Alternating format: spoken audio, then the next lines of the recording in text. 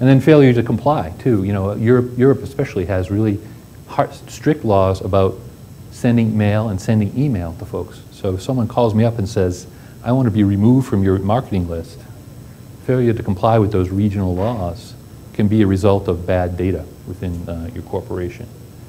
And then for the general ledger and the BI and reporting, you're going to waste time checking and rechecking your financial results. So you can see here that data has that permeating effect. Data flows like water throughout the corporation. And as it flows, it can cause problems, business problems for you as time goes on. So really what we do at Talend is we try to help you solve a lot of these issues. When you move the data, anytime you move the data, it should be cleansed. When you profile the data, it should be looked at. There are processes that you can put in place, and people and processes and technology that you can put in place to help you to mitigate the impact of this phenomenon. So when you look at this type of stuff, you really should look at 3 areas when you're trying to do data governance. Data governance has impact on these 3 areas. First, if you manage your data properly, you will optimize your revenue. You'll get the most bang for your buck. You'll optimize your efficiency, and that is, not having to check and recheck those results. And you'll be able to comply with the law. So I'll be able to comply with those do not call laws and a lot of other laws that exist, HIPAA compliance and Sarbanes-Oxley, and all of the things that you might have to comply with as part of your industry.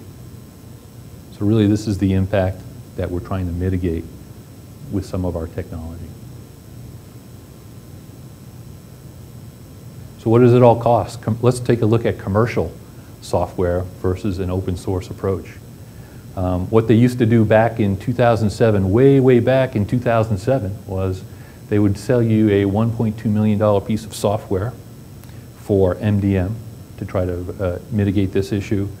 They would sell you $4 million in services, total cost $5.2 million. And that was average. According to the CDI Institute survey in 2007, that was the average cost of an MDM implementation among the global 5,000 companies.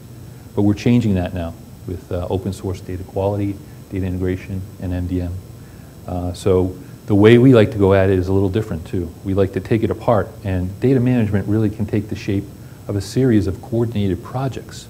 So you start with that campaign, that CRM campaign, and fix the data there first, right? Fix it in your billing system first. Fix it where it will have the most impact, okay? And you can use low-cost tools from Talend to help you do that, and other low-cost tools that are out there on the open source market. The advantage of this also is that it's very low risk. If I went to my CEO and asked him for $5.2 million to solve a problem, it's going to be pretty hard to do that in today's economy. So I want to have a lower risk, high impact project that will help me solve those issues. And then of course I can leverage open data and other open solutions. More and more what we're seeing out there in the industry is the governments and the postal authorities and all sorts of people are generating reference data for us. If I wanted to right now go on the internet and get a list of all the cities in France, I could very easily go and do that. And I can use that as reference data to standardize my French data, right, my French name and address data, so that I correctly have in my city field all the correct names for my cities in France. Okay? Those are becoming more and more available. Not only that, but you're able to enrich your data, right? So I can go and get latitude and longitude information for all my US cities and get a center point for that. So leveraging this open data that exists out there is really crucial. Okay? So what we like to do when we have our approach, when we have our open source approach, is you start with projects. You don't do the big bang. You have success within your projects. You build up your ROI, build that out for business units, and then out for regions, and then out to the entire company. And that low cost, low risk, high impact system will help you solve this data management issue.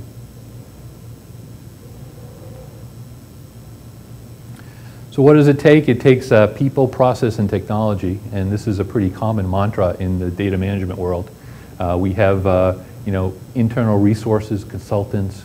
What we like to say is that if you can make data everyone's business, everyone's problem, and have them contribute a little bit to it, then really that's a better way to go than to assign a big team to this.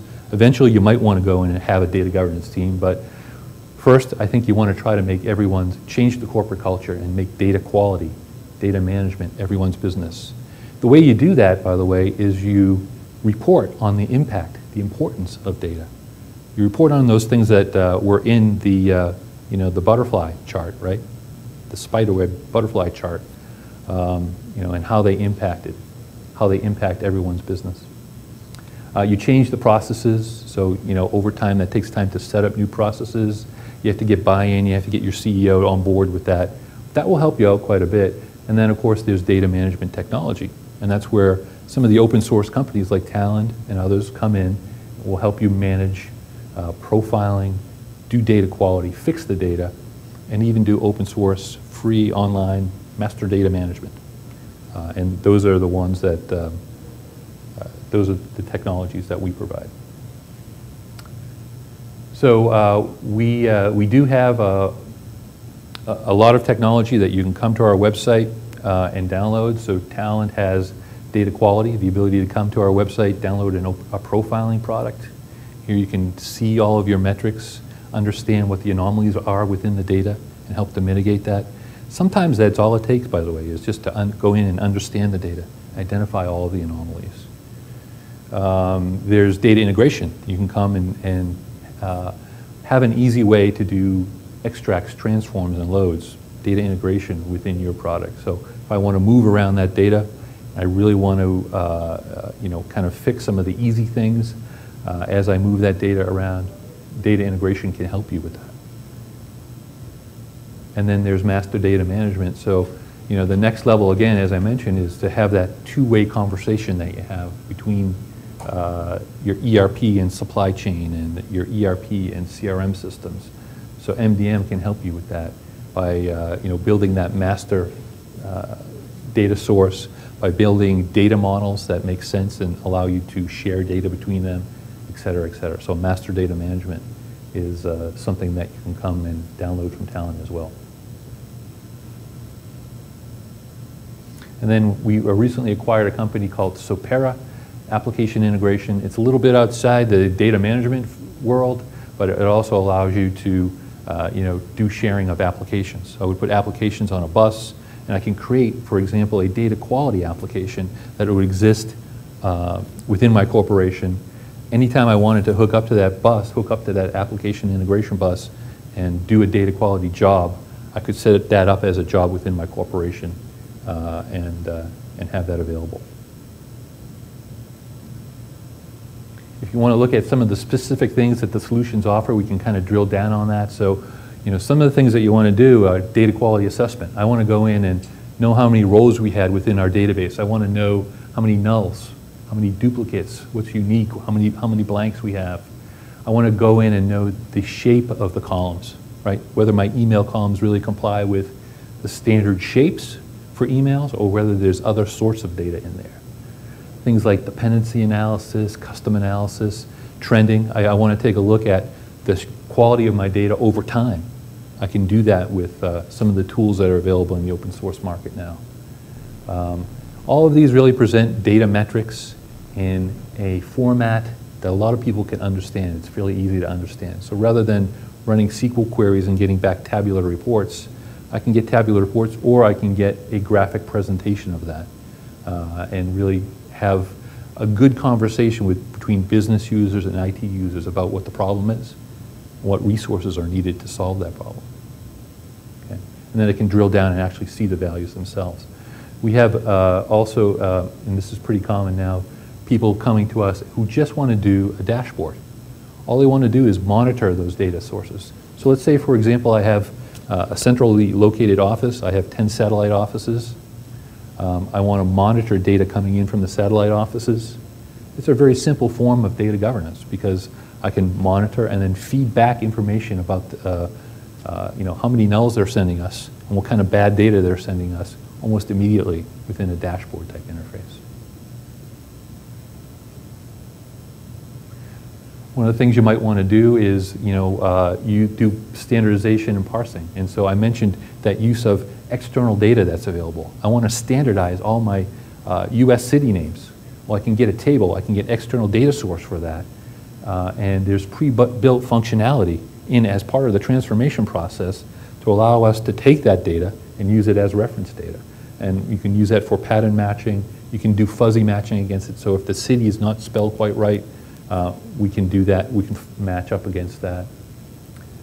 Lately, we're also leveraging other open source products. So there's a project out there called Lucene, which actually will create an index of all your unstructured data and allow you to have more accurate parsing of data and standardization of data.